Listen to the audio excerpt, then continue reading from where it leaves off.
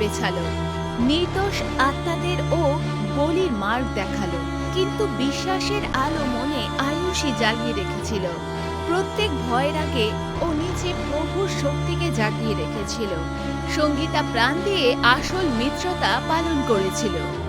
অধর্মের আগুনে দৈত্যর মায়া জ্বলে গেল।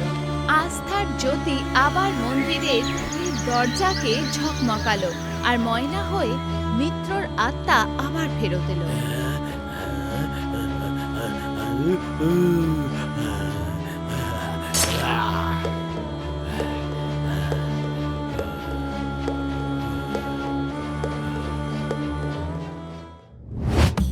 এক বড় হিন্দু মন্দির, যেখানে লোকেরা ভগবানের পুজো করতে আসে।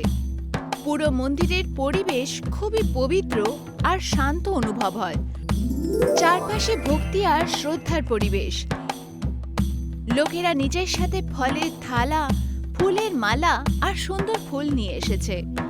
সবাই ভগবানের দর্শন করে খুব খুশি।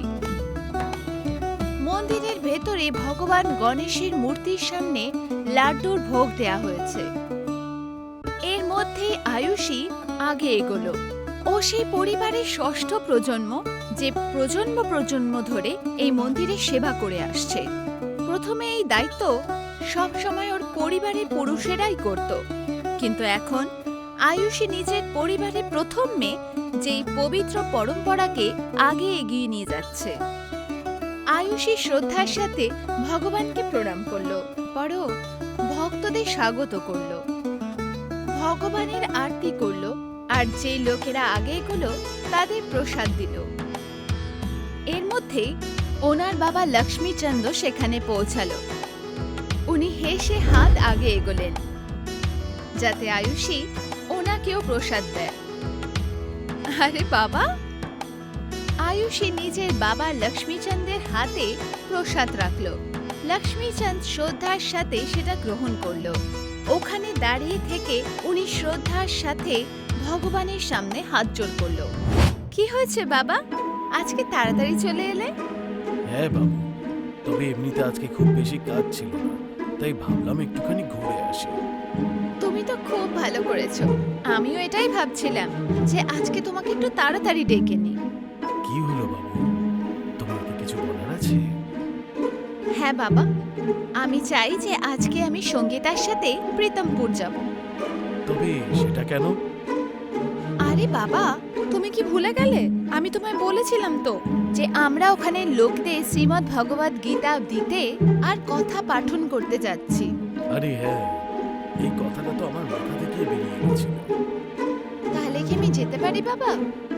হ্যাঁ হ্যাঁ, একদম সাবধানে যেও। আর শোনো।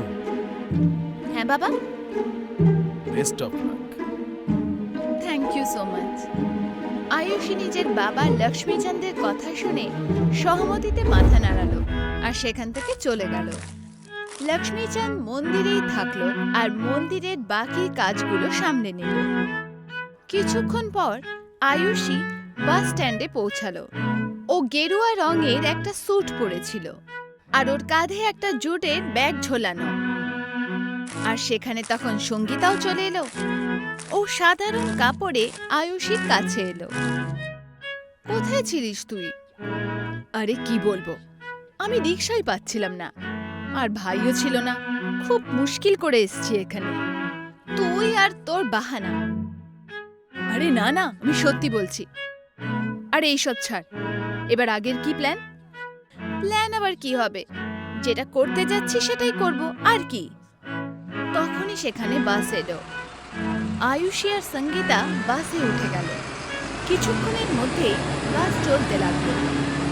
বাসের ভেতরে আয়ুষী আর সঙ্গীতা একসাথে সিটে বসেছিল। দুজনে সারা রাস্তা একে অপরের সাথে কথা বলতে বলতে সফর করছিল। তবে আয়ুষী, খুব অদ্ভুত রে। কি হয়েছে? বিশ্বাস হয় না, তুই শহরের এত বড় কলেজে পড়েছিস, তুই টপও করেছিস, কিন্তু সেখানকার গ্ল্যামার ছেড়ে তাও এখানে ফেরত এলি। এরম কেন? পড়াশোনা কি আমাদের এটা শেখায় যে নিজের ধর্ম সংস্কৃতিকে ভুলে গিয়ে এমন একটা জীবন অ্যাকসেপ্ট করো যার কোনো মার্গদর্শন নেই? তোর কথায় জোর তো আছে। আমি জানি যে কিছু লোকেদের এমন জীবনও পছন্দ, কিন্তু এটা একটা পার্সোনাল চয়েস। ঈশ্বর প্রার্থনার ক্ষুধার্ত নয়, উনি কোনো কিছু স্বার্থ ছাড়াই সবাইকে তার কর্মের ফল দেয়। সঙ্গীতা সহমতির সাথে মাথা নাড়ালো। এর মাঝেই বাস প্রীতমপুর পৌঁছালো। এখন সন্ধে হয়ে গেছিল। আয়ুষী আর সঙ্গীতা বাস থেকে নামলো আর গ্রামের দিকে এগোতে লাগলো। কিছুক্ষণ পর আয়ুষী আর সঙ্গীতা প্রীতমপুরের রাস্তায় চলছিল। গ্রাম একদম শান্ত ছিল, ঘরের আলো নেভানো ছিল, আর আশেপাশে কোথাওই লোকের কোনো চিহ্ন ছিল না। ইয়ার আয়ুষী, তুই কি ঠিক জানিস যে আমরা ঠিক রাস্তায় যাচ্ছি? রাত হয়ে গেছে, আমিও বুঝতে পারছি না, হয়তো আমরা হারিয়ে ফেলেছি। আরে আরে এরম বলিস না, আমার খুব ভয় লাগে ভূতেদের। আরে তুই ভয় কেন পাস? আমাদের সাথে ভগবান আছে, উনি আমাদের কিচ্ছু হতে দেবেন না। সঙ্গীতা ওর দিকে তাকিয়ে হাসল। তখনই অন্ধকারে ওরা সামনে থেকে একটি লোককে ওদের দিকে আসতে দেখল। আরে দেখ, ওখানে কেউ আছে। আয়ুষীও ওদিকে তাকালো। আরে শুনুন দাদা, শুনুন।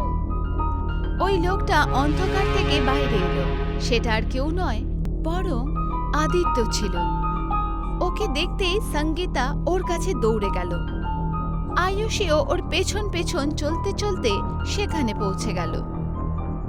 দাদা, আমরা ঋষি লক্ষ্মণের ঘর যেতে চাই, আমাদেরকে একটু পথ দেখাতে পারবেন? আদিত্যকে শান্ত লাগলো, কিন্তু ওর চেহারায় এক অদ্ভুত হাসি ছিল। ঋষি লক্ষণ, আপনি তো অনেক দূরে চলে এসেছেন। ওনার বাড়ি তো পাহাড়ের অন্যদিকে আছে। আপনি কি আমাদের রাস্তা বলতে পারবেন? হ্যাঁ, আমি বলতে তো নিশ্চয়ই পারি, কিন্তু এটা রাতের সময়, অনেক অন্ধকার, আর পাহাড়ের রাস্তায় পাহাড়ি জানোয়ারও থাকে। এটা তো প্রবলেম হয়ে গেল, এবার আমরা কি করব? আপনি যদি চান আমার বাড়িতেও থাকতে পারেন। আয়ুষী কিছুক্ষণের জন্য অস্বস্তিতে পড়ল। তখনই সঙ্গীতা কথা বলা শুরু করলো। হ্যাঁ, আমরা এটাই করি, কি বলিস? আপনি চিন্তা করবেন না, আমার বাড়িতে আমার বোনও আছে, আপনাদের কোনো সমস্যা হবে না। আয়ুষী কিছুক্ষণ ভাবল, তারপর ওর কথা মেনে নিল। ঠিক আছে, কিন্তু আমরা সকাল হতেই কিন্তু বেরিয়ে যাব। কোনো ব্যাপার না, আমি আপনাকে পাহাড় পর্যন্ত নিজেই ছেড়ে আসবো। আয়ুষী আর সঙ্গীতা সহমতির সাথে মাথা নাড়ালো। তারপর তিনজনে চলে আদিত্যের ঘরের দিকে এগিয়ে গেল। আদিত্য, আয়ুষী আর সঙ্গীতা ঘরের ভেতরে এলো। তিনজনে লিভিং রুমে বসেছিল আর একে অপরের সাথে কথা বলতে লাগলো। তাহলে বলুন, আপনি কি করেন? আমি এখন ইউনিভার্সিটি থেকে MBA করছি আর খুব তাড়াতাড়ি শহরে শিফট করব। খুব ভালো। আর আপনি? আয়ুষী অস্বস্তির সাথে কিছু বলার একটা চেষ্টা করল, কিন্তু তখনই সঙ্গীতা ওর কথা মাঝখানেই কেটে দিল। ও মুম্বাই ইউনিভার্সিটির টপার, কিন্তু এখন পরিবারের পরম্পরাকে আগে এগোচ্ছে। কিরকম সংস্কার? আমার পরিবার নিবাড়ির গণেশ মন্দিরকে অনেক প্রজন্ম ধরে সামলাচ্ছে, আমি সেই পরম্পরাকে আগে এগোচ্ছি। সত্যি তাই নাকি? এত ভালো এডুকেশনাল ব্যাকগ্রাউন্ড হওয়া সত্ত্বেও এত কিছু জিনিস? এক্সকিউজ মি, কিন্তু এতে খারাপ কি আছে? ভালোটাই বাকি আছে। এত পড়াশোনা করা সত্ত্বেও আপনি তো একটা ভালো চাকরি পেয়ে যেতেন, কিন্তু আপনি তো এখানে মন্দিরের জন্য এসে আছেন। মাফ করবেন, কিন্তু এই ধর্মের জিনিসগুলো মানুষের মাথাটা খারাপ করে রেখে দিয়েছে। কি বলতে চাইছেন আপনি? সঠিকই তো বলেছি আমি। তোমার ধর্ম তো এটাই শেখায় তোমায়, সবকিছু ছেড়ে শুধু ভগবানের সেবা করতে থাকো।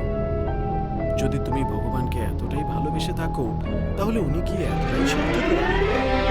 আয়ুষের এই কথা একদম ভালো লাগলো না, আর ও একটু রেগেই গেল। তখনই সঙ্গীতা মাঝখানে বলল আর পরিস্থিতিকে সামলানোর চেষ্টা করল। আরে আপনারা দুজনে কেন আর্গুমেন্ট করছেন? ছাড়ুন এসব কথা। আয়ুষী ওর দিকে একটু রাগের নজরে দেখল। তবে তুমি বলেছিলে যে তোমার সাথে তোমার বোনও থাকে, ওকে ডেকে দাও, আমাদের একটু ভালো লাগবে। আদিত্য ওদের চোখে দেখে একটু অস্বস্তিতে মনে হলো। তারপর সহমতির সাথে মাথা নাড়ালো। এরপরও উঠে ঘরের দিকে চলে গেল। তখনই সঙ্গীতা আয়ুষের দিকে ঘুরে ওকে দেখতে লাগলো। কি হয়ে গেছে তোর? কেন আর্গুমেন্ট করছিস ওর সাথে? তুই দেখলি না যে ও কি বলছে? আরে যেতে দে না। তুই তো বলেছিলিস যে সবার নিজের নিজের পছন্দ হয়। হয়, কিন্তু তার মানে এই নয় যে আমরা অন্যের ধর্মকে নিচু করব।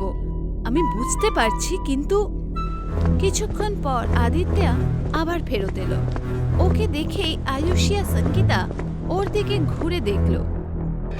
কি হয়েছে? তোমার বোন কোথায়? ও এখন শুয়ে আছে, বেশ গভীর নিদ্রায় আছে, তাই জন্য জাগায়নি আর কি। আচ্ছা, কোনো ব্যাপার নয়। তবে আপনি কি করেন? আমার কাজটাও অনেকটা আয়ুষেরই মতন, কিন্তু আমি ধর্ম নয়, সত্যটার ব্যাপারে মানুষকে জানাই। তুমি কি এটা বলতে চাইছো যে ধর্ম সত্যি নয়? আমি মানি না। কেন? আসলে এই ধর্মটা আমাদের জন্য করেছেটাই বা কি? সেটা আমাদের বিশ্বাস দিয়েছে, একটা সহজ সরল জীবন দিয়েছে। ধর্ম আমাদের এটা বলে না যে আমাদের সবকিছু করে দেবে। সেটা আমাদের একটা সহজ সরল জীবনের নিয়ম শেখায়। জানো তুমি, আমি সবসময় একজন নাস্তিক ছিলাম। আমিও চাই যে আমিও কোনো ধর্মকে বিশ্বাস করব, কিন্তু আমি সেই রকম কাজটা করে উঠতে পারছি না। তুমি কি আমাকে ধর্ম নিয়ে আমার প্রশ্নের উত্তর দিতে পারবে? হতে পারে হয়তো আমি বুঝতে পারবো যে আসল ধর্মটা কি। জিজ্ঞেস করো। আদিত্য কথা বলতে বলতে ওদের চারপাশে ঘুরতে লাগলো। প্রথম প্রশ্নটা হলো, স্বর্গ কি সত্যিই হয়? হ্যাঁ, স্বর্গ হয়, যেখানে আমরা মৃত্যুর পর আমাদের ভালো কাজের ফল পাই। একজন ভালো মানুষ বা পশুর মতন হয়। আমি তো পরের জন্মে একটা মিষ্টি পাখি হতে চাই। আমার মায়ের খুব পছন্দ। আমি পাখি হয়ে ওনার কাছে যাব। আয়ুষী হাসল। ভুল। যদি স্বর্গই হয়ে থাকতো তাহলে কে দেখেছে? স্বর্গ হলো এমন একটা জায়গা যেটা মোক্ষ প্রাপ্তির পরই পাওয়া যায়, যেটা আমরা কখনো দেখিনি। কিন্তু আমাদের গ্রন্থে এই সব জিনিসের বিবরণ আছে। আদিত্য হালকা হাসি দিল। তুমি শুধু লেখাপড়া জিনিসের উপরই ভরসা করো? আপনি যদি কখনো ফিজিক্স পড়েছেন তাহলে আপনি সেটা জানবেন যে মাল্টিভার্স থিওরিতে অনেক স্টাডি হয়েছে, আর অনেক নামী সায়েন্টিস্টও এর প্রভিশন পুরো পৃথিবীকে দিয়েছে। শুধু কি এটুকুনি যথেষ্ট? মডার্ন সায়েন্স এখনো অনেক প্রশ্নের উত্তর জানে না। মনে রাখবেন, এক সময় মানুষেরা ভাবতো যে পৃথিবী সোজা, সূর্য আমাদের চারপাশে ঘোরে, আর প্লুটো যেন কোনো গ্রহই নয়। এইসব জিনিস আস্তে আস্তে সামনে এলো। ক্ষমা করবেন, কিন্তু আমরা অন্যদের মতন অন্ধবিশ্বাসকে নয়, বরঞ্চ সায়েন্টিফিক স্টাডিজ আর এভিডেন্ট প্রমাণের ওপর কথা বলি। আমাদের ধর্ম আমাদের সত্যতার সামনে হতে বলে, অন্ধবিশ্বাসকে বিশ্বাস করা নয়। আদিত্য হাসলো আর ওদের সামনে এসে বসে গেল। ও আয়ুষীর চোখে দেখতে লাগলো। তুমি কি এই জিনিসটার উপর বিশ্বাস করো? তুমি ঈশ্বরের কাছে কোনো জিনিস চাইলে আর সেই জিনিসটা তুমি পেয়ে গেলে? ঈশ্বর আমাদের সেই সব জিনিস দেয় যেগুলো আমাদের দরকার, নাকি সেই জিনিস যেগুলো আমরা চেয়ে থাকি। জানো তুমি, আমার কি মনে হয় যে তোমারও সেই ধর্মটাই মানা উচিত যেটায় আমি বিশ্বাস করি। তার মানে? আদিত্য উঠে একটু দূরে গিয়ে দাঁড়িয়ে পড়ল। ওর পেছন থেকে একটা কালো ছায়া এক অদ্ভুত চমক দিতে লাগলো। এইটা দেখে আয়ুষী আর সঙ্গীতা চমকে গেল। আদিত্য আস্তে আস্তে কিছু মন্ত্র পড়তে লাগলো। এখনো ওদের দিকে তাকালো তো আয়ুষী আর সঙ্গীতা দেখলো যে ওর চোখ পুরোপুরি কালো হয়ে গেছে, আর ওর চেহারার উপর নীল শিরা দেখা যাচ্ছে। এখনো রূপ ভয়ঙ্কর আর শয়তানি হয়ে যাচ্ছে। তোমাদের মতন দুর্বলদের এটাই বিশেষত্ব যে তোমরা মানুষের কথায় এত সহজেই চলে আসে। কে কে তুমি? আদিত্রেয়া, দৈত্য, একজন দৈত্য। এইসব দেখে আয়ুষী আর সঙ্গীতা খুব চমকে গেল। ওরা ঘাবড়ে উঠে গেল আর সেখান থেকে পালানোর চেষ্টা করলো। কিন্তু তখনই ওরা বুঝতে পারল যে ওদের পা যেন ওখানেই আটকে গেছে। ওরা চেয়েও আগে এগোতে পারছে না। কি করতে চাইছো তুমি? ও দ্রুত ওদের দিকে এগিয়ে আসছে। এটা দেখে আয়ুষী আর সঙ্গীতা ভয়ে চিৎকার করে উঠল।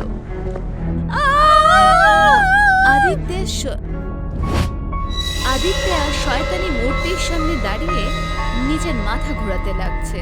আশেপাশের পরিবেশ খুবই অদ্ভুত আর ভয়ঙ্কর হয়ে গেছে। ওখানে রাখা 3টি চেয়ারে তৃতীয় চেয়ারে যে ব্যক্তি বসে আছে সে আর কেউ নয় বরঞ্চ আয়ুষী। ওর সাথে আগে থেকে বসা সেই 2টি লোকই ওখানে উপস্থিত। হে অন্ধকারের স্বামী, হে নরকের অধিপতি, হে মহান দৈত্যরাজ, আমি আদিত্রেয়া আজ আপনার সম্মুখে 3 পবিত্র আত্মার বলিদান নিয়ে এসেছি। আজ এদের পবিত্র খুন আপনার শ্রীচরণে সমর্পিত। এদের রক্ত বহু যুগ যুগ ধরে মিথ্যের পুজো করে আসছে, কিন্তু আজ জয় হবে সত্যের। হে অন্ধকারের দেব, আপনি এই 3 জনের রক্ত স্বীকার করুন আর আমাকে আপনার শক্তির বরদান দিন। আমাকে নিজের দূত বানিয়ে নিন যাতে আমি এই জগতে আপনার প্রচার করতে পারি। আজকে থেকে এই দুনিয়া আলোর নয় বরঞ্চ অন্ধকারের হবে, আর তার স্বামী আমি হব। আসুন দৈত্যরাজ, আসুন দৈত্যরাজ, আসুন আসুন। এরপরে ও আয়ুষীর কাছে এলো। আয়ুষীর চোখ আস্তে আস্তে খুলল। ওর চেহারায় ভয় স্পষ্ট দেখা যাচ্ছে। আমি এই দুনিয়া থেকে সেই ধর্মটাই মুছে দেব যা মানুষের থেকে শুধু চেয়ে নেয়। আমি মানুষকে সেই জীবন দেব যা তারা চায়। এই দুনিয়াতে শুধু একটাই ধর্ম থাকবে, অধিকার। আর তোমার বন্ধু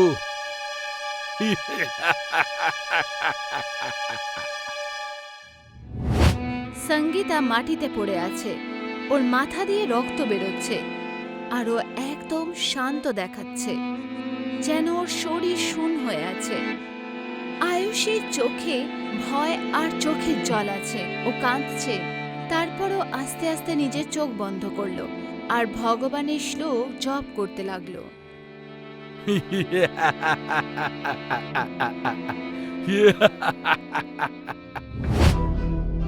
আয়ুষী লাগাতার মন্ত্র জপ করতে লাগলো। ওর মাথা থেকে ঘাম ঝরছে। ওদিকে আদিত্য ওর এই অবস্থা দেখে হাসতে লাগলো। ও আসবে না, ও আসবে না, ও তোমাকে বাঁচাতে পারবে না। আদিত্য আয়ুষীর দিকে তাকালো, আর যেই ওকে ওর গলা ধরার জন্য হাত ওঠালো তখনই কেউ পেছন থেকে কাঠের লাঠি দিয়ে ওর মাথার ওপরে জোরে মারলো। ও হাঁটু গেড়ে পড়ে গেল আর এদিক ওদিক দেখতে লাগলো। তখনই জানা গেল যে সেটা আর কেউ নয় বরঞ্চ সঙ্গীতা। ওর পা কাঁপছিল। ও খুবই দুর্বল দেখাচ্ছে, যেন ও নিজের শেষ শক্তি জুটিয়ে নিজের বন্ধুকে বাঁচানোর চেষ্টা করছে। আদিত্য রেগে গিয়ে ওর দিকে দ্রুত সঙ্গীতার দিকে এগিয়ে গেল। আয়ুষী এইসব দেখে ভয় নিজের চোখ বন্ধ করে নিল। কিছুক্ষণ পর ও নিজেকে সামলালো আর কোনোভাবে সেই বন্ধন থেকে নিজেকে মুক্ত করল। ও তৎক্ষণাৎ পালিয়ে শয়তানি মূর্তির কাছে গেল, ওটাকে ওঠালো আর পাশে জ্বলা হবন কুণ্ডর মধ্যে ফেলে দিল। এটা দেখে আদিত্য পেছনে ঘুরল। ওর সমস্ত আয়োজন আর চড়াবা এক মুহূর্তে নষ্ট হয়ে গেল। রেগে গিয়ে ও আবার আয়ুষের দিকে এগিয়ে গেল, কিন্তু হঠাৎ ওর শরীরে আবার কম্পন দিল।